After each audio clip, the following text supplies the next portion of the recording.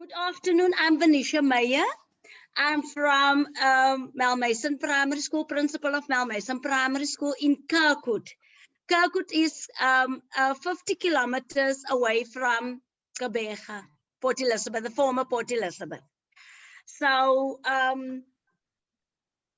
first and foremost, what I want to share with you today is I'm part of the PFP team. This has really changed me as a person. And those changes I've brought back to my school. It has really changed me. It has asked me to realize that I'm not the expert. I'm not the expert, and I will have to definitely change for the good of it. And first of all, what I want to share with you today is my first skill is listening skills. I have learned to listen.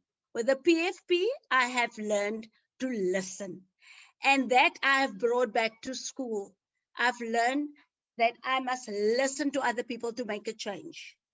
And the first thing I've done is I brought that skill I took to when I had my SMT meeting. I went to my the SMT, and they were looking at me, and I said to them, from today onward, we are going to do things differently here. We are about to change. And they asked me, ma'am, how are we going to change? I say, we are going to formulate the agenda in this meeting. I'm not bringing an agenda to you. We are formulating the agenda. So each SMT meeting will decide which important points will be on the agenda. And then we had a question. The question was, what is our dream for Malmaison Primary School? And you know what? We had so many inputs from all of them, so much participation. And that is what I always wanted. I wanted participation from each one. Because in the past, it was like that. I come to the meeting with the agenda. I speak most of the time. And then so here and there were one SMT member that will make a contribution. But that is not what I wanted. I wanted each one to make a contribution. And that is what I got when I just changed the whole thing. I just changed it to that we are going to formulate our agenda in the meeting. That is my first skill. Okay. And my second skill, what I've learned in PFP, my second skill is reflective writing skills. I've learned to reflect. I've learned to explore.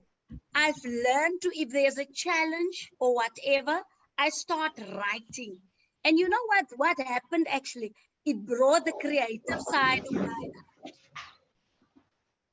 It brought the creative side of mine out. I take a piece of paper.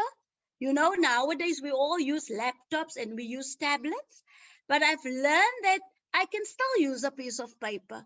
I can still use a pen. And then I start writing, and then my creative side came out. Because what happens? I reflect, I explore, and then I come back. And if I do come back, then I see I can add, I can change, I can take out.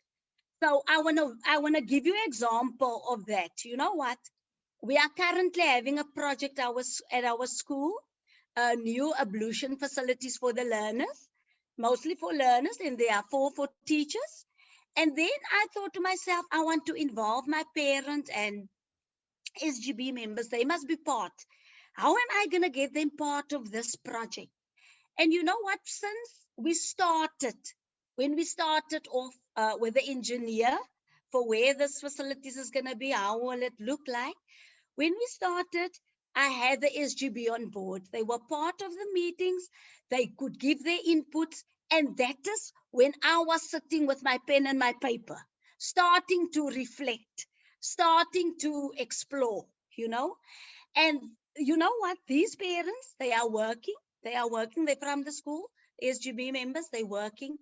And then they were involved because they were involved from the beginning. They could come and tell me, ma'am, this is what is happening.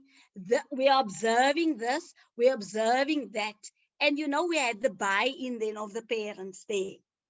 They are monitoring and then they report to me.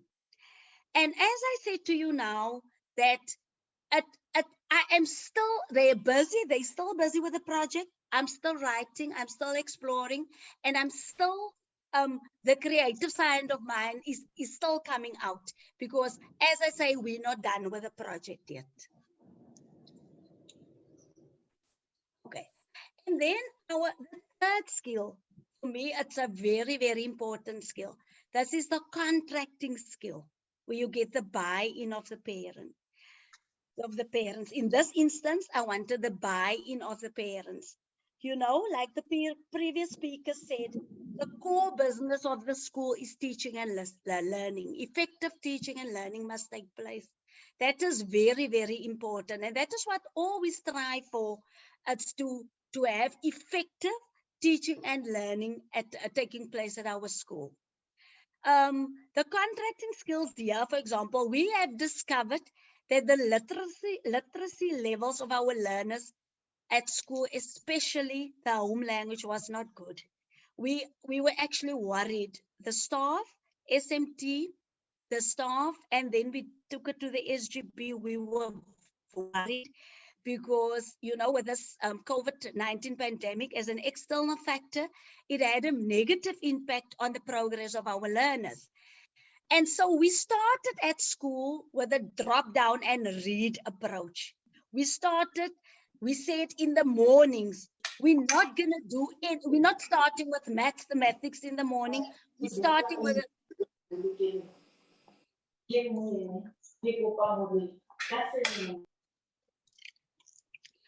we're starting with a drop down and read approach. We said what we are going to do is in the mornings when each educator go to the classroom, they're going to drop everything and then we're going to read, so that we want the children to read with comprehension as well. But that was not enough. That was not enough. We've done it every day, but it was not enough. We needed some more intervention from our parents, because as you know, the parents is the secondary caregiver. The parents is also needed. I want to tell you, each term we have a parent-teaching conferencing. At the beginning of the new term, we have the parent-teaching conferencing, where we discuss what was done previously. We discuss how the children, how their marks were, where they need assistance, but that was also not enough. We realized the parents that you really wanted to get to school, they don't always come to school. They had many excuses at the school. So then I said, now I want to get the buy-in now of the parents now. And then I said and I called the parents to school, and I said to them, I asked them a question, and I asked them, what if now, Anyway, that's like I said, we had each time the parent conferencing was held every term, where we spoke to the parents about the progress of the learners of the previous term. But that was still not enough. You know, you get the parents that come to school, those that you really wanted, they don't come to school. And we have tried our utmost to get them to school, even organize transport and all of those to get them to school. And then I said to myself, now I'm going to pose a question to these parents. And my question was to them, what if Malmaison Primary School can be a school of excellence? I asked them that question. What if Malmaison Primary School can be a school of excellence? We're working on that still. As you know, now with the COVID, we can't get the parents to school. We're not allowed to have them at school now. So that is what we have. And I want to tell you today, I want to give all the praises to the PFP team that I'm in, especially with Jillian and them. I want to give them all the praises, because they have really made me to realize that I need these skills and that I will need to, and then I will make a difference.